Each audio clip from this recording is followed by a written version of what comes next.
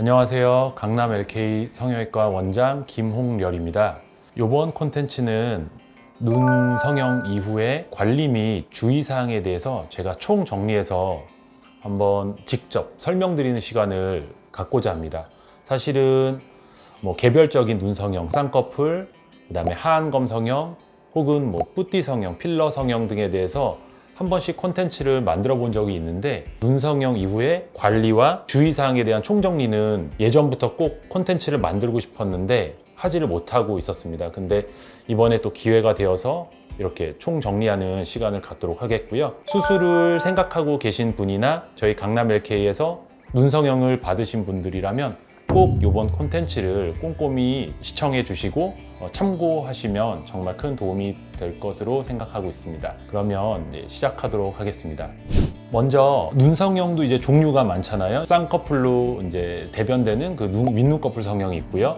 그다음에 하안검 수술 등의 그 아랫눈꺼풀 성형이 있고, 트임 성형, 기타 이제 여러 가지 눈 성형이 있는데, 그런 것을 이제 세분화돼서 설명드리기 전에 모든 눈 성형의 공통적인 부분을 설명을 드릴게요. 일단 눈 성형 이후에 가장 하지 말아야 될 것, 가장 주의해야 될 것을 딱 하나를 꼽는다면은 저는 이거라고 생각합니다. 물리적으로 수술한 눈을 비벼대거나 부딪히거나 어쨌든 강한 조작을 하는 것입니다. 제가 실밥 빼는 날이나 경과 보러 오실 때 눈 세게 비비지 마세요, 눈 부딪히는 거 조심하세요, 항상 버릇처럼 얘기를 하곤 하는데요.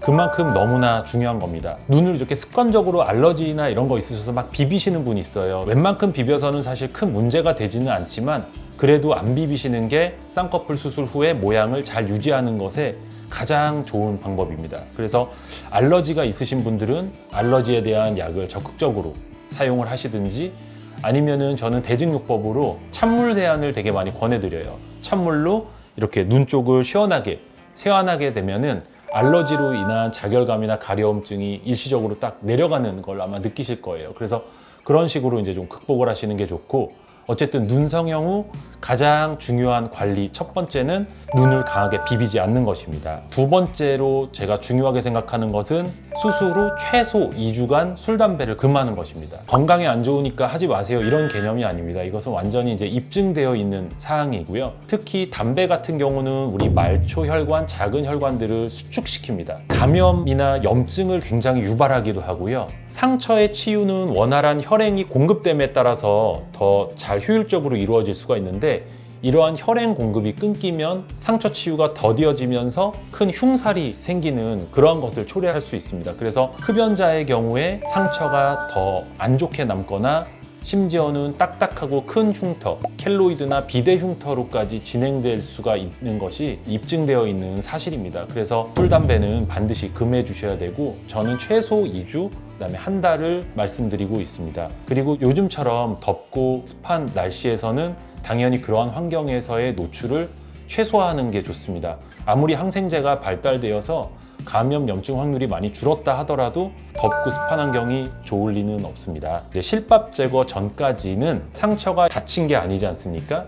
그래서 실밥 제거 이전에 일주일 이전 정도까지는 물이나 땀, 화장품 등의 상처가 낫는 걸 방해하는 물질이 심하게 닿이거나 바르는 것은 좀 피해 주시는 게 좋습니다. 그리고 콘택트 렌즈나 서클 렌즈를 이렇게 넣는 분들이 많은데, 이런 콘택트 렌즈 착용은 수술 후 최소 3주간은 꼭 금해 주시는 게 좋고요. 감염의 이런 예방뿐만 아니라 콘택트 렌즈를 넣고 빼는 것 자체가 불필요한 눈꺼풀에 우리 손이 가는 행동 아니겠습니까? 그래서 그러한 조작들이 상처를 더디 낫게 하거나 붓기를 좀 천천히 빠지게 하는 그런 원인이 될 수도 있습니다. 그래서 콘택트 렌즈는 최소 3주간 하지 말아 주시고, 눈이 나쁘신 분이라면 이제 안경을 착용해 주시는 게 더 낫습니다. 그리고 수술 후 첫 사나흘 정도는 그 냉찜질을 해주시는 게 통증도 감소시키고 붓기를 잘 빼는데도 좀 효율적인 것으로 알려져 있습니다. 그래서 냉찜질 팩을 눈꺼풀에 댔다 뺐다를 반복하는 것이고, 하루에 얼마를 해야 된다는 특정한 어떤 정해진 매뉴얼은 없습니다. 근데 수술하고 우리가 하루 이틀은 조금 쉬게 되지 않으십니까? 쉬실 때 댔다 뺐다 하시는 정도면 충분하고요. 너무 강하게 압박한다든지 냉찜질 팩으로 심지어 비벼댄다든지 너무 차가운데 그거를 계속 꼭 누르고 막 이렇게 참고 계시는 분이 있으세요. 그렇게까지 하실 필요는 없으세요. 이 마취된 눈꺼풀이 감각이 수술 후 첫날은 조금 돌아오지 않는 상황이기 때문에 본인이 동상 걸린지도 모르고 동상을 입는 경우도 아주 드물게 있다고 합니다. 그래서 냉찜질 팩을 수시로 해주시는 건 좋지만 좀 요령껏 하시라, 이렇게 말씀드리고 싶고, 가끔 여쭤보세요. 실밥 뺏는 날 저 이제 온찜질 팩을 좀 해도 될까요? 이렇게 많이 여쭤보는데 저는 개인적으로는 이제 아주 특별한 경우가 아니면은 온찜질 팩을 권해드리지는 않습니다.